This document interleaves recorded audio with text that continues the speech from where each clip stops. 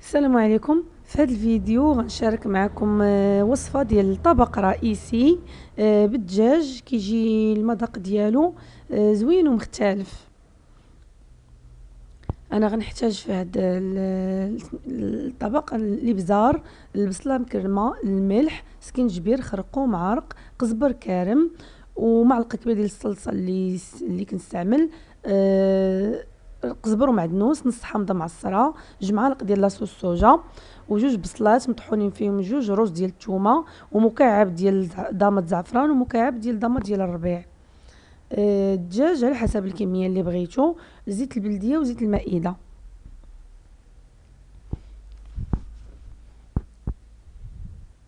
اذا غناخذ طنجره ديال الضغط اللي غنطيب فيها، لانني انا استعملت دجاج طوسي، ومن المعروف انه كيهز شويه الطياب، فلهذا غنطيبه في طنجره ديال الضغط.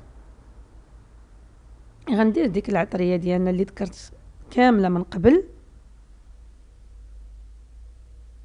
ممكن تستعملوا اي نوع ديال الدجاج بغيتو. بالنسبه للصلصه ديال اللي كنتبل بها الدجاج، انا غنخلي لكم الطريقه ديالها في صندوق الوصف.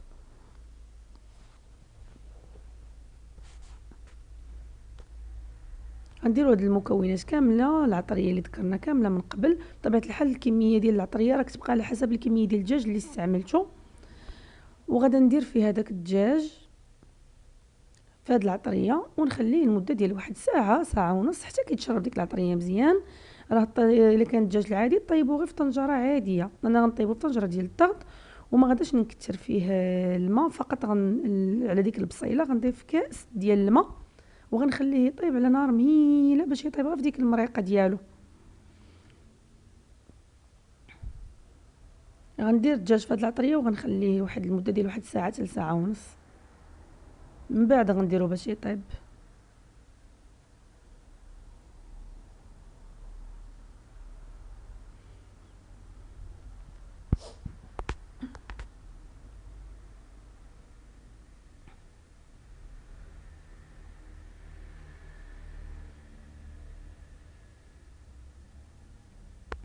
الدجاج درتو كيطيب، فكيف ما قلت ما غنكثرش فيه الماء، فقط غنضيف كاس واحد ديال الماء، وغنسد عليه الطنجره وغنخليه يطيب على نار مهيله. تقريبا كياخذ مده ديال شي ساعه الا ربع حتى لساعه، ما بين 45 حتى 60 دقيقه. هذا هو الدجاج ديالي من بعد ما طاب. انا غنحيدو من الطنجره.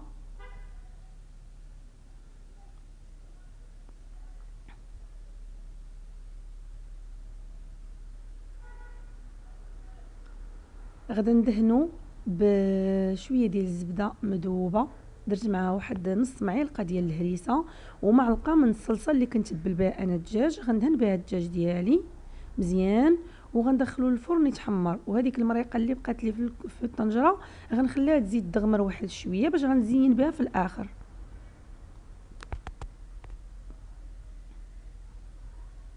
غنضيف عليها الزيتون مقطع او الزيتون بالعظم، وغادا نخليها حتى تغمر مزيان، وغادا نزين بها.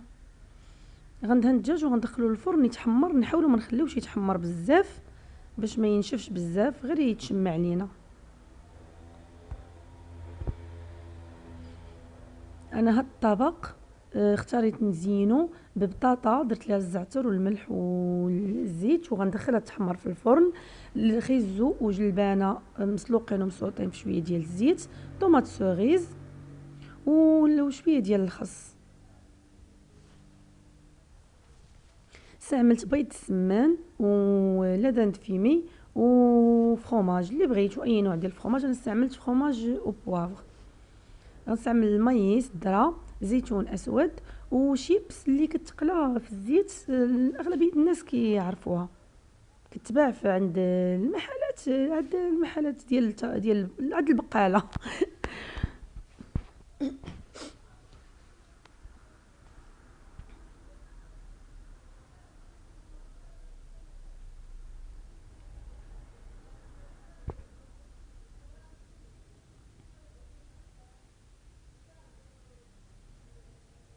هذه هي الطريقه ديال القلي ديال الشيبس. اذا هذا هو الطبق ديالنا. انا زينته بهذا الشكل كيف ما كيبان فاد زين بسيط يعني لهذا ما صورتوش. وبديك الشرموله ديك المريقه اللي طابت فيها الدجاج درتها في زليفات وضفت ليها شرموله ديال الكبده. انا غنخلي لكم الوصفه ديال شرموله الكبده في صندوق الوصف.